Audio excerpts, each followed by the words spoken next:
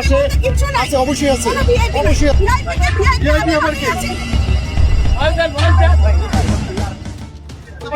দেখানোর জন্য তো আমরা বসছি এখানে ভাই। আলু ভর্তা ডাল 10 টাকা প্লেট, আলু ভর্তা ডাল। আমাদের ঢাকার মেট্রো রেলের মতো গুরুত্বপূর্ণ স্থাপনা ওখানে ছেয়ে গেছে, দখল হয়ে গেছে। যদি মেট্রো রেলের মতো বাংলাদেশ সরকারের গুরুত্বপূর্ণ স্থাপনায় হকার বসতে পারে, তাহলে আমি কেন সোহানী শিফা এই সচিবালয়ের বাইরে ভাত বেচতে পারবো না? সেজন্য আমি সোহানী শিফা যে কয়দিন মেট্রো রেল গুলো দখল থাকবে, মেট্রো রেলের স্টেশন দখল থাকবে, প্রতিদিন আইসা এই সচিবালয়ের দরজায় ভাত বেচবো।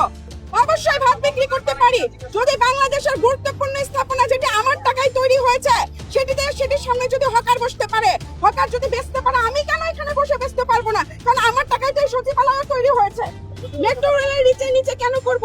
ওখানে তো অনেক হকার আছে, আমার তো জায়গাই নাই। আমার তো মেট্রো রেলের ওখান দিয়ে হাইটা যাওয়ার জায়গা নাই, তো আমি ওইখানে কেন বসবো? যেখানে হকার নাই, একটু ফ্রি আছে, আমি সেখানে উদ্বোধন করলাম। আশা করি কালকে থেকে অনেকে এখানে ফ্রাইড রাইস তারপরে অন্যান্য খাবার দাবার নিয়ে বসবে। কারণ এখানে আমি যেহেতু ভালো রেসপন্স পেয়েছি, সচিবালয়ের গেটে যেহেতু আমি ভালো রেসপন্স পেয়েছি বিক্রি করার, যে কেউ এসে এখানে বিক্রি করতে পারে এবং আমি বিশ্বাস করি যে তার বিক্রি ভালো হবে, আরো অনেক বেশি ভালো হবে। মেট্রো রেলের স্টেশন ফাঁকা করে দিলে আমি আমার বাসায় ফিরে যাব।